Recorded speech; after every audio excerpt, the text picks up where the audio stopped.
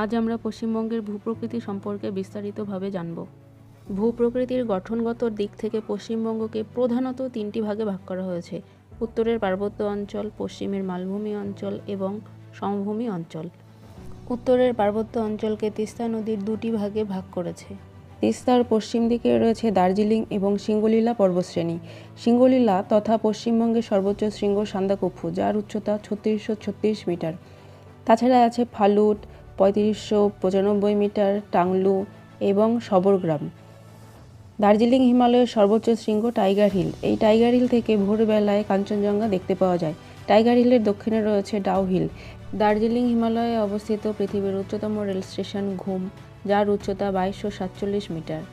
তিস্তা নদীর পূর্ব দিকে রয়েছে বক্সা পাহাড়, জয়ন্তী পাহাড় এবং সিনচুলা পাহাড়। এই সিনচুলা পাহাড়ের সর্বোচ্চ শৃঙ্গ রুশিলা।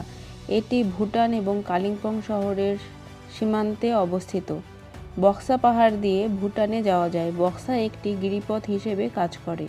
তিস্তা নদীর পূর্ব দিকে রয়েছে দুরপিন্দার পর্বত। কালিম্পং শহরকে অর্কিডের শহর বলা হয়। এই কালিম্পংয়ে অবস্থিত পেডং, যাকে প্রাচীন সিল্ক রোড বলা হয়।